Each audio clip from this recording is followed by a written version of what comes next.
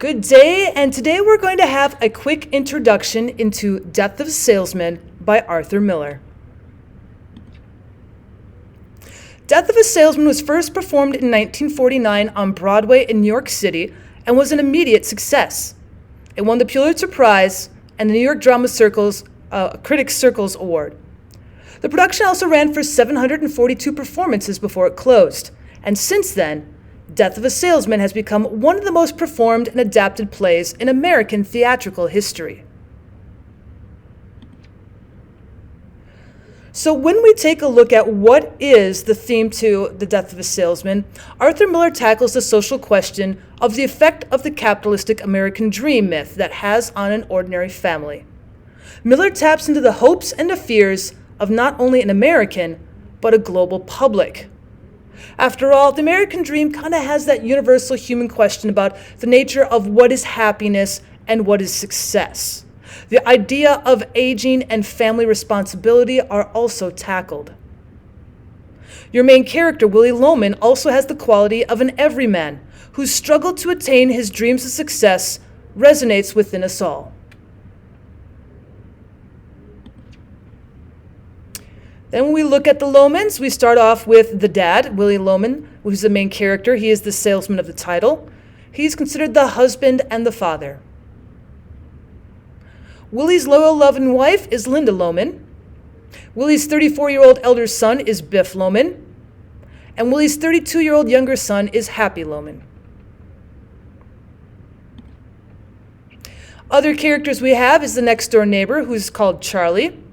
And Bernard is Charlie's son and an important, successful lawyer. We also get to see Willy's wealthy older brother by the name of Ben. Ben has recently died, and he appears only in Willy's daydreams. We also get to meet the woman. The woman was Willy's mistress when Happy and Biff were in high school. Now, taking a look at Arthur Miller's way he produced the play, it is not just the themes of the play that ensures its success. Miller crafted an innovative form, and he was so skilled with his language that he created a style in his play that was accessible to any audience.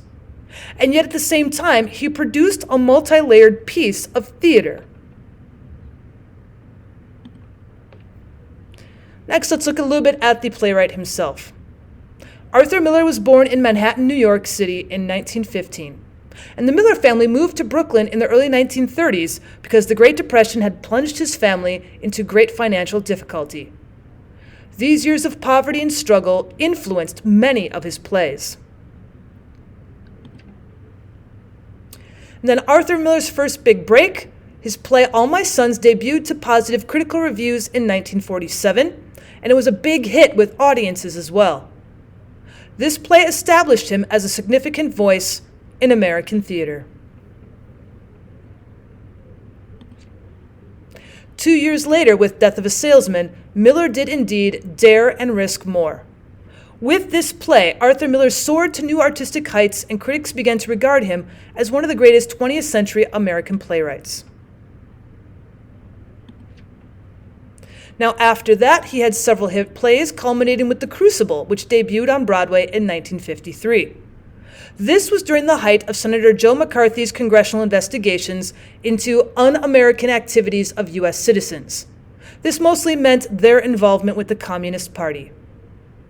In the early 1950s, it was a very tense time in American history. The Cold War between the U.S. and the Soviet Union made many Americans extremely worried about the safety and the future of their nation.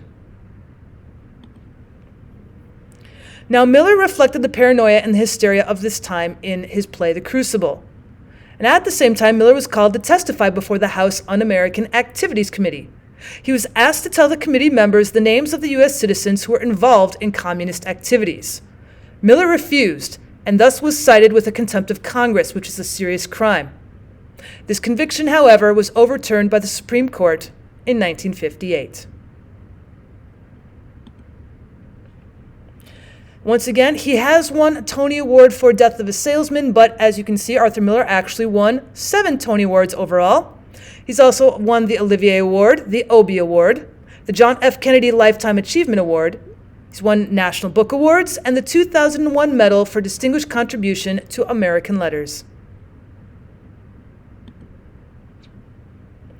And lastly, when we ask him a little bit about the death of the salesman, Arthur Miller states, Willy is foolish and even ridiculous sometimes.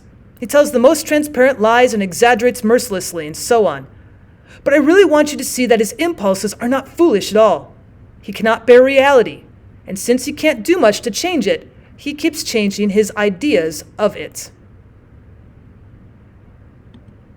Thank you so much for stopping by for an introduction to Death of a Salesman. If you would like me to go ahead and do some analysis and summaries of the acts of a Death of a Salesman, leave some comments down below. Let me know what it is you'd like me to cover. Perhaps you'd also like me to cover All My Sons or The Crucible by Arthur Miller. Leave a comment down below if you'd like to see that as well. And as always, I appreciate it if you subscribed. Take care.